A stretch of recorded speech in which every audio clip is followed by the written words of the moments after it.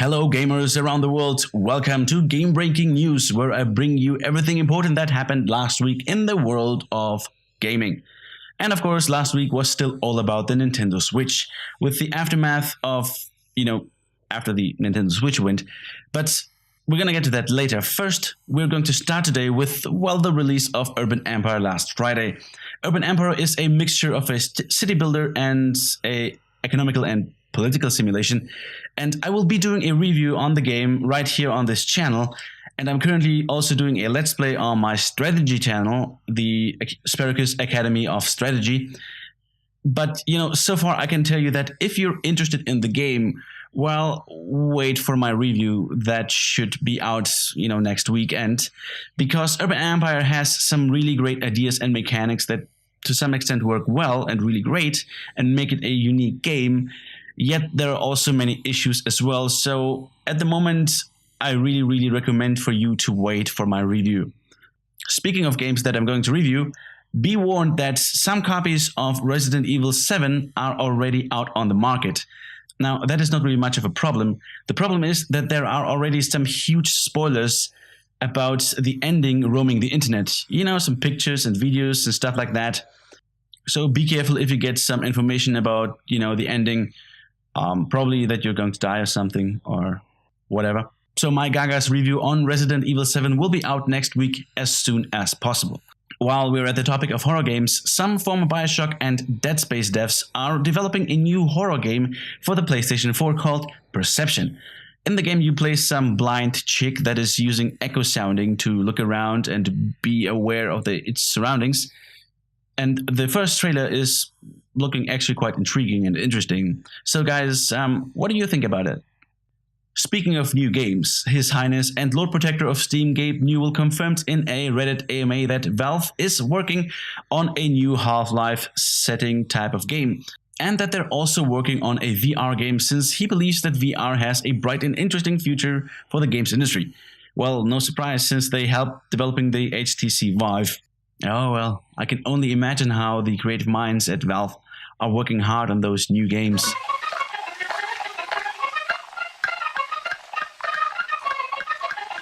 It can only be like 10 to 20 years until they get released. Oh man. Alright, dear gamers, I'm open to all kinds of speculations about this in the comments. I'm looking forward to it. Well, there's also For Honor, and unlike Valve games, that game is already scheduled to be released in just over 3 weeks. And because there's an open beta going on next week, Ubisoft announced the system requirements for PC for their new IP. But since they primarily focus on consoles, there's nothing really out of the ordinary to see there. But Ubisoft had also some other news this week when they announced that they have a director and writer for the Division movie. It's going to be Stefan Gagaran, I don't know. He was also responsible for the script in Titanic, Syriana, and Gold, a movie that is coming out to theaters this month. After Assassin's Creed more or less flopping in the US market, but still not really performing that bad, I don't know. It's not working with video games. The point of turning video games into movies is to use the fan base to guarantee success. But somehow that doesn't really work. The biggest reason for that is because those movies normally suck. But there must be also some other reason. I mean, the gamers are asking for movie adaptations, but they're still not going to see those movies. And I doubt that the Division is so established in the gaming community to justify a movie. Maybe I'm wrong. I don't know. Just tell me in the comments, what do you think? Why do video game adaptations as movies just suck so badly in the box office, but also, movie-wise? Alright, next topic. We have more information on Mass Effect Andromeda, and that is that we can craft and name weapons now. Whip-de-frickin-do.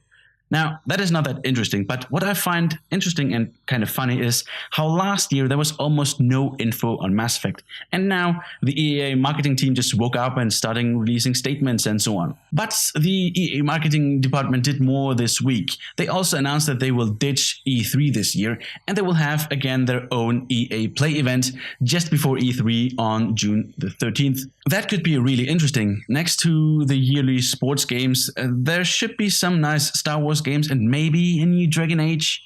Who knows, maybe also one or two new IPs. Come on, EA, you can do it. Anyways, guys, tell me, is there some EA game that you would like to see announced in this EA event prior to E3? Tell me that in the comments down below. But it wouldn't be a week of EA marketing without some marketing bullshit. EA's VP Söderlund announced in an interview with IGN that they're going to support the Switch, blah blah blah blah. Sure, FIFA is coming out on the Switch, and again, the sports games are going strong and are going to be a big selling point. But, well, EA said the same thing about the Wii U when it was announced, and then they just left it there to die.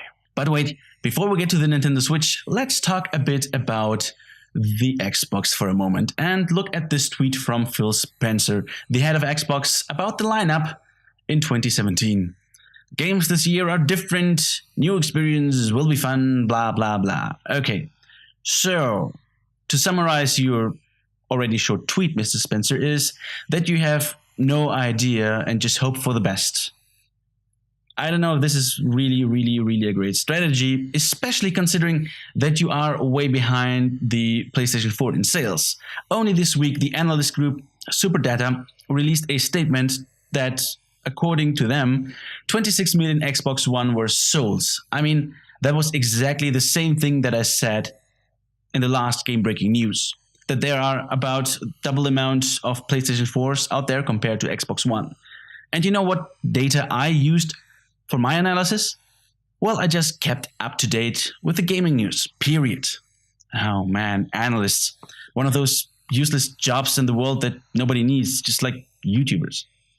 Well, speaking of useless analysts, Mr. Michael fucking Pachter opened his mouth and said that the Xbox Scorpio should not cost more than $400.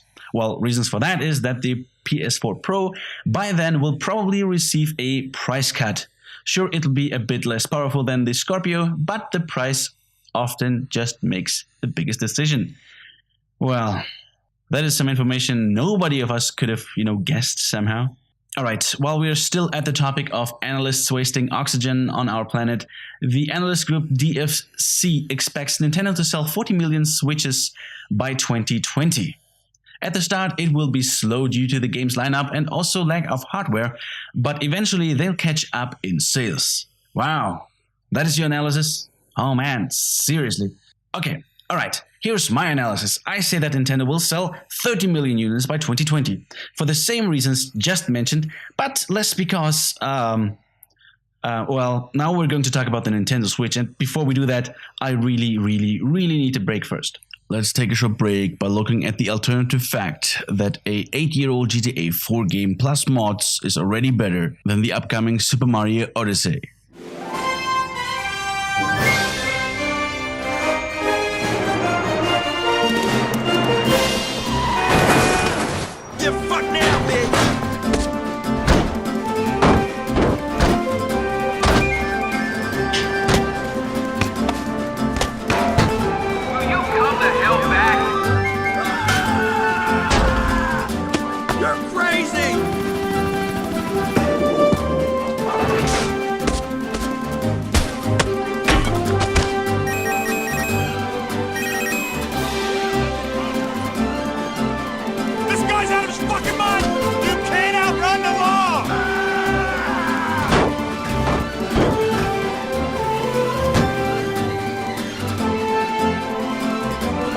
Bye, thanks for eating a burger chop.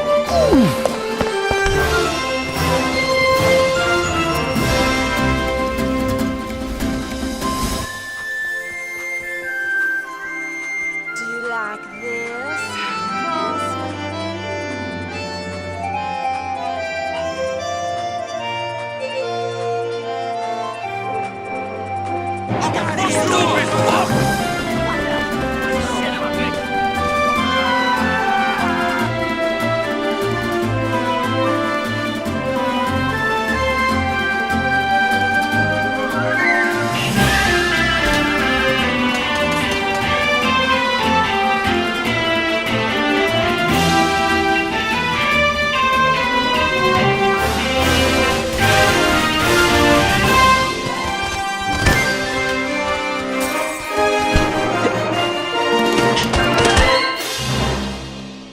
Alright, and here we have already the reason why we don't have 40 million units but only 30 million units by 2020, and that is because we already have a better version of Nintendo's game out already than the ones that they're trying to make right now. Seriously, Nintendo, you need to step up your game, man.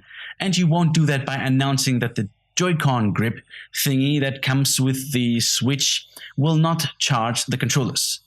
No, for that you will have to buy the Pro version with a USB port. I mean, what the fuck? Okay, sure, the battery of the controllers is supposed to hold for about 20 hours, but fuck, I don't count how many hours I've played and to make sure that my controllers are charged. What the hell, Nintendo? What are you trying to do? Oh. Seriously, Nintendo, you aren't really known for being consumer friendly and try to squeeze every dime out of your products before. Your stupid plan for the online subscription and the asshole that the virtual console is well, proof of that. Seriously, Nintendo, you need to fix your virtual console ASAP.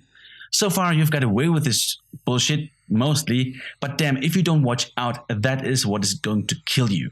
Nintendo, you have been warned. Luckily, there's been also good news this week for the Switch as well. For example, the new farming simulator game was announced for the Switch as well. Hey, what? You're not excited about that? Okay. But weirdly, those games do have a sizable fanbase, and I won't deny them their fun. Alright, if you're interested in other games, IGN was kind enough to compose a list of 68 confirmed games for the Nintendo Switch that are in the making. If only, let's say, 40 of them will be released in 2017, that would be a good number. And the week launch lineup, well, I guess is not that much of a real factor then. I think that Nintendo also likes to see that list because shortly after the Nintendo presentation, the stock lost about 5.8%. Just so you know, that is quite a lot, especially since after an announcement like that of a new product, it's supposed to go up. Well, ideally. But then again, it's not that bad because the price just fell back to before the hype of the Switch event. Another thing that is good in general, in my opinion, is that Kid Ellis from Nintendo said that they will focus on games for the Switch and that they don't want to make a new kind of tablet like the iPad or some kind of Android. So normally that is good, Nintendo. Focus on games, that is the right direction. But just keep in mind that Netflix and YouTube are a major thing in people's lives nowadays. So having features of those on your system won't be system sellers, but will make the console more important for the users in their daily lives. Just, don't turn into TV, MTV, TV, sports. No. Stop. We're not going to go through that again. All right. That's it for the show this week. I hope you enjoyed it and that you press the like button down below. Tell me in the comments what news I might have missed this week or if I should keep an eye out on some game that you like. Make sure to subscribe to stay up to date with game-breaking news and to get the best video game reviews on YouTube. Alright, see you next week. Bye.